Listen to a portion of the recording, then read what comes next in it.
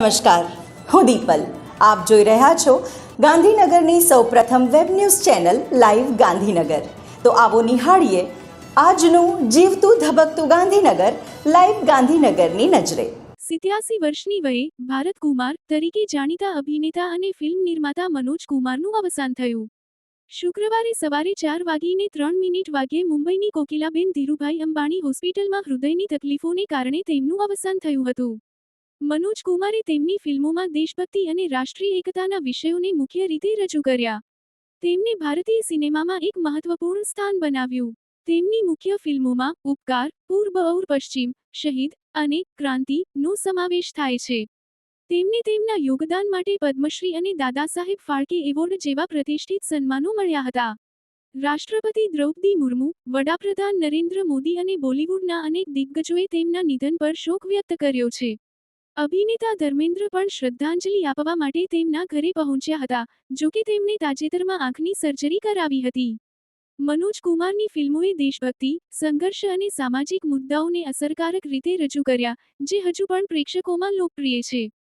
તેમનો વારસો ભારતીય સિનેમામાં હંમેશા જીવંત રહેશે.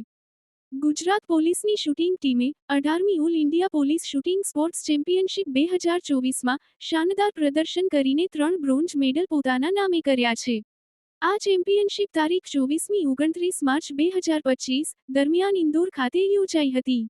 આ સ્પર્ધામાં ગુજરાત પોલીસના 2 અધિકારીઓએ ઉત્કૃષ્ટ પ્રદર્શન કર્યું હતું.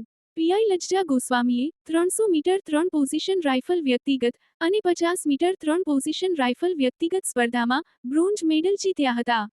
તેમજ પીએસઆઈ સિયાજે તોમરે 300 મીટર પ્રોન રાઇફલ વ્યક્તિગત સ્પર્ધામાં બ્રોન્ઝ મેડલ પ્રાપ્ત કર્યો છે. આ ઉત્કૃષ્ટ સિદ્ધિ બદલ રાજ્યના પોલીસ વડા શ્રી વિકાસ સહાયે બંને અધિકારીઓને અભિનંદન પાઠવ્યા છે.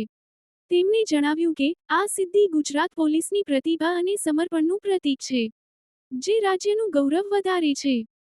લાયન્સ ક્લબ ગાંધીનગરની election general meeting Strom education sector 12Bમાં યોજાઈ.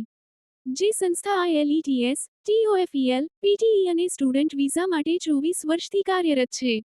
આ ઇલેક્શન જનરલ મીટિંગમાં nomination committee chairman Mahendrabhai Thakkar અને તેમની ટીમ દ્વારા આગામી વર્ષ 2025-26 માટે પ્રેસિડેન્ટ તરીકે અને પ્રજાપતિ અને નવી ટીમ સર્વાનુમતે ચૂંટાયા.